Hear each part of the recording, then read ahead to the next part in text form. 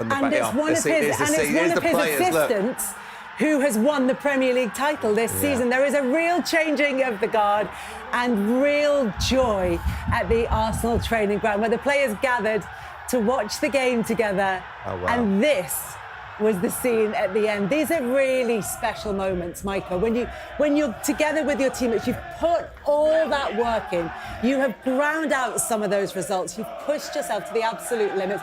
You've been accused over previous seasons of bottling it. Correct. And then you get this moment. Yeah, for Arsenal, it's absolutely outstanding. And, you know, when they played Man City and lost, and everyone was talking about the bottle. And remember, we was on the show, and I said they've not bottled it, they've just opened up the door.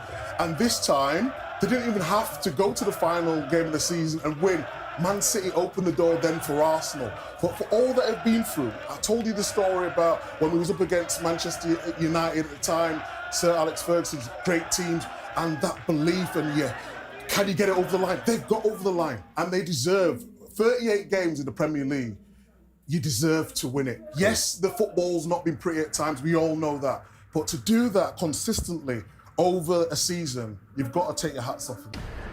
Pep, you said it would be a tough night coming here. What are your reflections on that 90-plus minutes this evening? Yeah, a tough game. We knew it. We miss a little bit of energy. That is normal. They have 12 days to prepare that game as a team. They play this energy, and the players up front, they have this, energy that they had. But we have for 3 days with travels, and we miss a lot. But we fought. First half was really good. We missed a little bit. Second, we started really good with the chance for Nico, the action for the offside for Merling, that we should review how quick the linesman did the job, like normally allowed to finish the action and see what happened. And after, substitution didn't make the impact that we needed, and they had chances, to be honest. And at the end, we found a goal, but too late, and. You've been involved in an epic battle with Arsenal for the title. You've also been involved in the FA Cup as well. This was your third game in 6 days. How big a toll does it take to try and keep those performances at that level to win the title as well?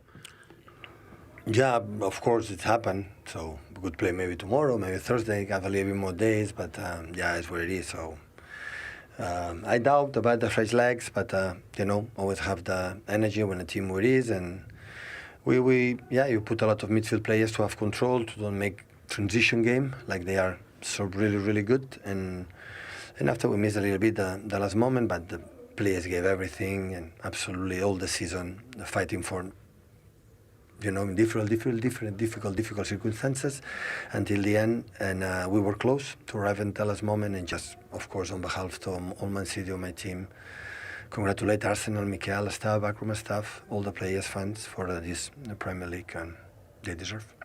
You paid those congratulations to Arsenal. You know Mikel very well. You know and remember, I'm sure, what it was like to win your first Premier League title. How special will it be for him, you knowing him as you do? That's a question for him, but I'm pretty sure it will be special. Put a lot of effort, work, and I'm pretty sure. And congratulate him. Pep, I hope you'll understand, before the game we said to you, out of absolute respect for you, your club and the team, that we wouldn't discuss what had gone on in the papers yesterday. But now the title is over. Everybody's had their share of the story. In reality, the only story that matters is yours and what words you have to say. Are you able to share what is the next chapter in your story in terms of your future with Manchester City with us? I could say that I have 1 more year of contract, and with the conversations I had for many, many years, always, for my experience, when you announce, whatever you announce during the competition is a bad result. So, like you understand, the first person I have to talk is my chairman. And but because both we decide when finish the season, we will see it and we will talk. As simple as that. And after we will take the decision. I appreciate that honesty there. So there is a decision to be made, even though at this moment you're suggesting you have... Listen, I have 1 more year contract. It's different. I will not tell you here because I have to talk with my chairman, with my players, with my staff. Because when we play for the FA Cup, when we play before qualification of the Champions League, we play for the Premier League. It's just one thing in my mind and focus is try to bring the team in the highest point. That's all we have done. And you've spoken many times lately about how this team has energised you and you're excited. Will those thoughts play a big part in those discussions with the chairman when they happen in the next few days? Is there a decision in your mind that there's still things to stay here for and fight for and win titles as you've done in the past? I'm the happiest man in the planet to be in this club. This club is just extraordinary. So, just the moment, of course, the season is over for us. So we won't arrive in the last game with our fans, but I know they will come because I see the intense season really good in many moments, and that is what we have to do until the end. Well, listen, we wish you well. We've all enjoyed you being here, and we look forward to seeing what that chapter is next. Thank you so much. Their own side win the Premier League, and Alan Smith, who won it twice with Arsenal, is with us here in the studio. Golden Boot winner both of those seasons. What does it mean to watch Arsenal do this after 22 years? Yeah, it's been a long time, hasn't it? In a way, it doesn't feel like it because the Arsene Wenger years still feel fairly close when they won it. But brilliant, fully deserved of it. Obviously, they've had the moments in the last few seasons where they've come second, but they've been, you deserve to win it if you finish top. Yeah. They've had the best defence, they haven't had the best attack. You'd probably say City have got the best attack, but as an overall unit, Mikel Arteta's done brilliantly well. And yeah, really pleased for my old club. Not quite the excitement of '89, but the players, the manager, they won't care a less, will they? No, I mean, in '91, we won it with one game to go, and then we played Man United and then Coventry, actually. We had 2 games to go, so it's always nice. I was worried about that game at Crystal Palace. Yeah. Everyone said, they've got a European final 3 days after. I thought, no, you don't need to be getting something from there. So, pleased. Yeah. It's such an interesting season for Arsenal. They start off, everybody's got high hopes. They hope that they're going to be able to build on some close finishes in the past. And they had this reputation, I think probably undeserved because they never really had it in their hands before now. But they had this reputation of maybe bottling it at the difficult moments. Having lost to Manchester City and with City having it in their hands, does this feel like something that Arsenal have overcome, an extra hurdle that they've managed to come back from? Yeah, they have, haven't they? I mean, there's been some painful moments to watch at times. I mean, I was at the Bournemouth game, actually, just watching, not working, the Bournemouth game at the Emirates when Arsenal was so poor. And at that stage, you thought, oh, no, they're going to mess it up again, But, I mean, the Burnley game as well the other night, God, you're thinking... I mean, there's bound to be nerves after so many years. We had it, I mean, going back to '89, our last 2 home games, we lost to Derby at home, we drew with Wimbledon, last game of the season at home, and we've waved to the fans saying, oh, thanks, but we couldn't quite get over the line. Then we went up to Liverpool. But you're going to have nervy moments when you haven't won it for that long, and they have had them. But, hopefully now, moving forward, they can play with freedom, add to the squad.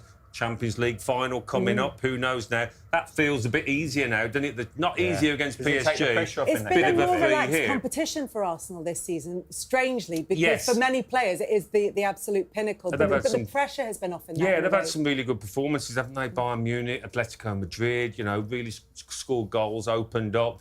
And so that's going to be mouth-watering. But it's a free hit, isn't it? It's a free hit. But to do this, this season, I'm Did you believe that they could do it when they lost to Man City at the Etihad?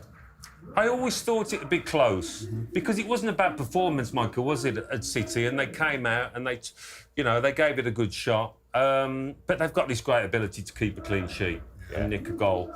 Bit of the old 1-0 to the Arsenal coming back, but he's a fine coach. Sometimes you want him to just be a bit more expansive, but it's a means to an end, it's done the trick. On Arteta, there were maybe not questions being asked of him, but there certainly would have been if they hadn't got over the line this season. But he's been adamant, and the word from the club has been that he's been building. Each season has been an improvement on the one before, and that this was coming at some stage. Did you feel that? Did you feel that confidence, and did you see that progress under Arteta? Yeah, I did. It was just whether they could hold the nerve when City are breathing down their necks, and whether they would, crumble and not perform. So they have been getting better. They added to the squad last summer. Gyökeres has scored his goals. He probably hasn't convinced fully as an Arsenal centre-forward, but he's notched some important ones. We've spoken about the depth of squad all season, and they have had injuries. They've been able to fill in for those injuries, and that squad strength, I think, has really helped them and maybe got them over the line. obviously they're going to want to celebrate this Premier League title. They've got the game coming up at the weekend. They'll be able to celebrate at Crystal Palace. I'm sure they'll have the opportunity to celebrate with their own fans as well. But as you said, there is potentially another piece of silverware for Arsenal. They could be winning the Champions League come the end of the season. If they do that, this would be an extraordinarily successful season. Ian Wright was saying that he feels that this could be one of the greatest Arsenal sides if they manage to win both those trophies. Oh, yeah. I mean, on performance and, trophies alone, Arsenal have never done it. Never won the European Cup / Champions League. So to win the league and that double would be unprecedented. It was interesting watching Monday Night Football and Patrick Vieira and Jamie talking about which players would go into the Invincibles. And there are a few that would go in, one or two defenders, the keeper. Obviously, Henry and Bergkamp aren't going to get replaced. But they're not as good as that team, I don't think, as a whole. But certainly in terms of being able to keep those clean sheets, they're in a great position now going forward. They really are. And you'd love to see them add some more quality in the forward positions. I think that's where they need to do it. They've got great cover in defence, maybe another midfielder, but they should have the money to do it as well. So all eyes on Arsenal now. Yeah, and like you say, they don't need to be the greatest Arsenal team ever. They just need to be the best team in the Premier League over the course of 38 games, and that is why they're champions. Alan, thank you very much for coming on to talk to us. Yeah, I've got We just come and get a little cameo. Well, I'm expensive, I know. He's a striker. He comes in, scores the goal, leaves. Finisher. Yeah, exactly, exactly. Alan, thanks so much for coming in. Really good to talk to you. Congratulations to Arsenal. Let's take a look at the table again, because Arsenal then 4 points clear of Manchester City. So here's what we got from that interview on Pep Guardiola's future, that there is a conversation to be had with the chairman. That is the person he will speak to first. He didn't say whether or not he's already had that conversation, but he said that needs to be had. He's got just over a year left on his contract, and that there is a decision to be made, Micah. If the decision is that he's going to be leaving City, would you hope that he would make that announcement, the club would make that announcement before that game against Aston Villa on Sunday? Yeah, so he could have a proper send-off. But in terms of the interview there, you could see in his demeanour that he's leaving. I just... In what way? The way he was answering the questions. So I've studied Pep for a while, and when he wants to stay, he would just say, no, I'm staying. The fact that he's talking about he's going to have a conversation with the chairman, he's going to have a conversation with his family, says to me that he's leaving. And it's a sad day for the Premier League, for everyone connected to Manchester City, because he's been an absolute great. And to see his team go out, I don't want to even use the word whimper, but go out with normally City, the whole ethos of City is fight to the end. Yes, they had 3 games in 6 days, but they didn't fight to the end today. Yes, Haaland got his goal, but he was expecting a little bit more, especially with the players that they had on show tonight. And I just feel like the fans know as well. Even with all the talk yesterday, today, it just feels like one of those moments where he's going to be leaving. And I'm absolutely gutted. I'm absolutely gutted, because what he's done for this club has been nothing short of sensational. It's been 10 beautiful years, isn't it? It has been, beautiful yeah. years, in terms of like the marriage with the club, the manager, the way he walked in with a confidence. It's just been amazing to watch, and how many times he's built teams when you think, they've gone over the edge, you'll find another way. And it hasn't been the season they wanted, because Manchester City are set up to win Champions Leagues and Premier Leagues, but still won 2 trophies. Yeah. They've still won 2 trophies. The FA Cup and the Carabao Cup, it's still, it's a great achievement in itself. Of course you want those big ones, but it's not to be this season. I have to agree with Micah. There's no smoke without fire. We know we've been in football an awful long time. And I do think he's been very transparent in the past. When there's been rumours about him, he would normally say, no, I'm staying. And there's too much talk about Enzo Maresca. There's just too much coming out of the rumour mill that is football. So I will be surprised if he stays now. Are we going to miss him? Absolutely. But who knows what he'll do next? And to be honest, he's had a long time, and it's intense. The fact that he's even stayed 10 years in this day and age in football, when managers, I think it's about a 2-year cycle, he's done 10 at the top. Tells you everything about his resilience, and just brilliance, if you like. So what happens next, we will see. But I tend to agree with you. It's a sad day. It's a sad day, isn't it? But it's been a great day. But I think also now we've got to go, OK, celebrate what he's achieved. Because he's dominated football for so 10 years, long. 20 major trophies. If we include Community Shields as major trophies, but there's a handful of those as well. But within that, there are the big ones. There are 6 Premier League trophies. There's a Champions League.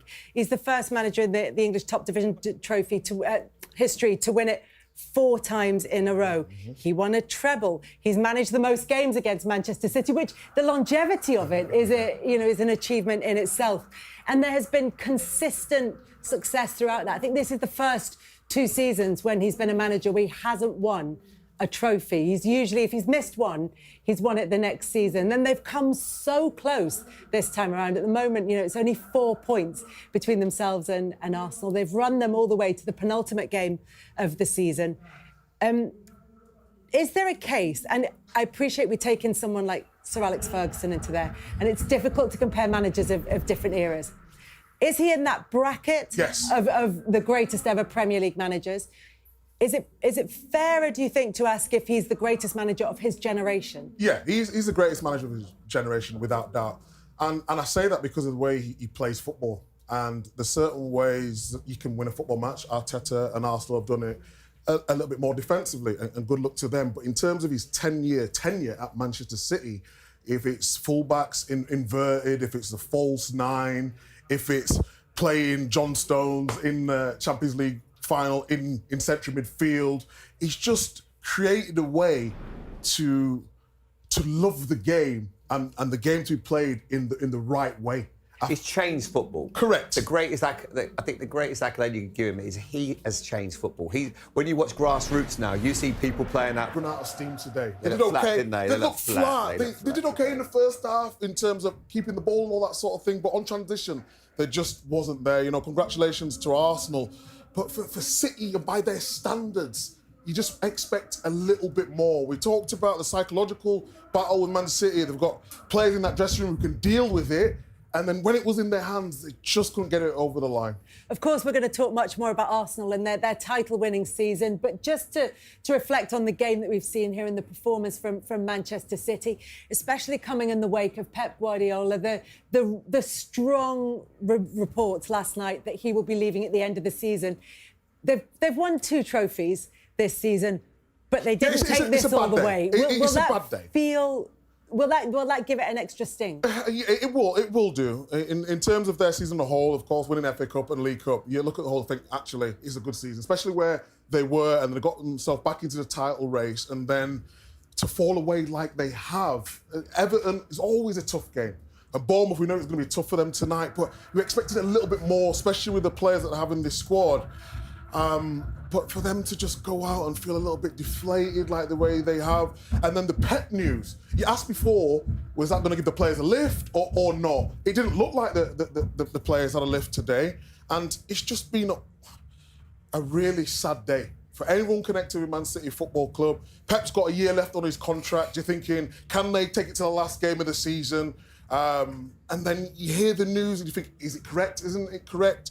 And the fact that Man City have not come out and denied it, it's just a horrible day. It was difficult, wasn't it? I totally agree with you there, Mike. I mean, it was never going to be easy because all you wanted to do was just keep Arsenal honest on the last day of the season, because you never know what could happen the last day. We've seen it so often in the Premier League history.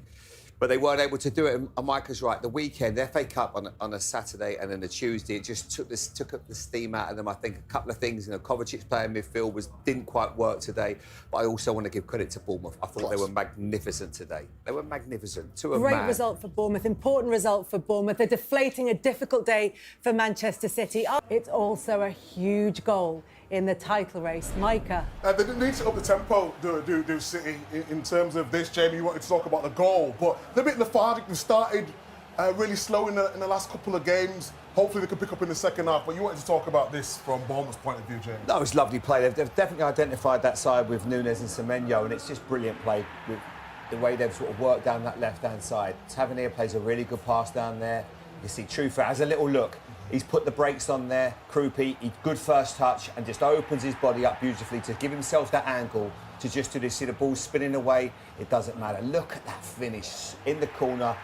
Goalkeeper's just laughing. He can't get anywhere near it. It's absolutely magnificent finish. It's such a great technician, this boy. He has scored so many goals. For a young player to be so calm, so assured, and the way that they've played in that first half, especially Alex Scott, has been the best player on the pitch. They haven't really been able to live with him. He's been exiting that midfield. Could have had another one as well, Michael. Yeah, but it's really good play. Again, one-touch, two-touch football. But the movement, City are too slow. Getting to close to anyone, gets lucky here because it looks as though Evan Nilsson's just offside there when the ball goes to him.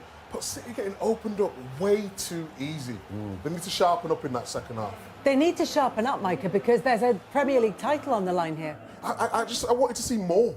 In terms of, we talked about Pep before it and doing it for Pep and all that sort of thing, but the urgency, need more urgency. Bring Kovacic, maybe it's a bit more defensive. Maybe you need to see Shirky or it's not worked. And that hasn't worked. When City are going, they're not all going together. They want to have this high line, but then they've got the strikers and midfield going, and then the defence are 5 yards off it. They need more urgency. You're trying to go against a really aggressive, powerful team in Bournemouth for the midfield. They try to overrun you, and you've gone in there with players that are going to try and do the same, like Kovacic. It needs a bit of guile, it needs a Foden, or it needs a Cherky to come and just lift the game, because the way it's going now, they're drifting, and they need a change. And I'll be amazed if he doesn't do that, because that midfield just hasn't functioned right so far. That table, Arsenal fans will know. As it stands, the Gunners are Premier League champions, and also as it stands, Bournemouth are in Europe and guaranteed to finish 6th. Well, big moment came 6 minutes before half-time, Jolene. Disappointing goal from City's point of view to concede this. Yeah, definitely. There was some signs, but again, there's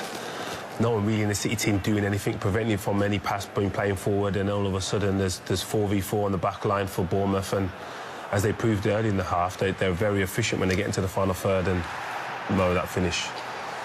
Yeah, it was an incredible goal from Bournemouth's point of view, a lovely finish. We do think that it could have been possibly prevented. I think Rodri makes it quite easy. That ball shouldn't go into an attacking player's feet and allowed to turn. And, as you said, Jolien, there's a couple of defensive mistakes probably, but I'm a centre-forward. I just look at that finish. This kid is right up there with the best finishers in the Premier League. He is incredibly talented. Yeah, incredibly talented. All types of finishes, confident.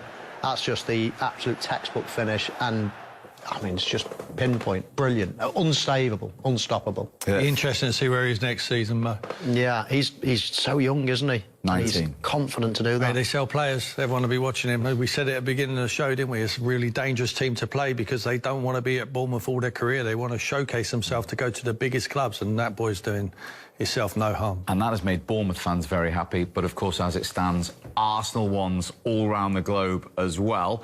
It is only halfway there, and we are only at half-time.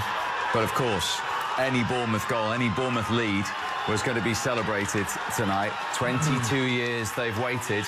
They may have to wait only one more hour before they can think about being Premier League champions again.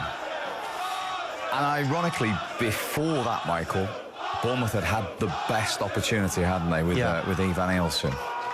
Definitely, this was a huge chance. I mean, City have huffed and puffed. They've had a couple of half chances, but Bournemouth really have, they had the second best chance, apart from the goal, of course. Ivan Nielsen, he'll be thinking to himself, how have I missed this one? Yeah, you've got to get your feet right. You've got to let it come across your body, but you've just got to keep it down and try to just get a perfect contact on it, really. It's all about the contact in this situation. Stubs it into the ground, miskicks it a little bit, and it bounces over. Whether he was offside or not, I mean, that's up for debate. The linesman certainly kept his flag down, but it's a massive chance. I mean, if they'd gone in 0-0, he would have been ruined that. But as it is, they deserve that half-time lead. From Manchester City point of view, Tim, they've had a couple of sightings of goal, but nothing more than that, really. They haven't asked too many questions. Not really at all. I think they've been poor out of position, which means they're quite sloppy in possession. For them to only create half chances, what we're going to see here. Obviously, Semenyo's always going to be a threat. Comes on with a correct attitude. It's a fantastic first touch from Doku, and he just can't get any power or direction in his finish. But wonderful touch there, but just can't pass that one into the corner. There was a half chance then from the big man Haaland, just a half chance, very narrow angle. He tries to go for power. Maybe if he goes up high, he has a better chance of scoring. but they are so passive out of possession. I cannot believe what I'm watching. This is a team needs to win the game. You've got to get tight. We've seen one with a goal from Krupi and a fantastic chance from Evan Nilsson. There was not any Man City player. They're building up from their halfway line and they're not putting any tackles in. There's like 3 yards every time, every movement. There's no pressure on the ball. I cannot believe what I'm watching from a Pep Guardiola side who needs to win this football match. Yeah, there'll be some raised voices at the moment. It's now or never. Yeah, definitely. And like Tim said, it's very passive. And it's not just the aggressive tackles. It's like they're not preventing anything from happening. Like, Bournemouth can do what they want. Yeah. Scott has dictated the pace of the game, playing forward. In the instance where they've missed that chance, he falls over and no one's there to even pick up the ball. So they need to be a lot better.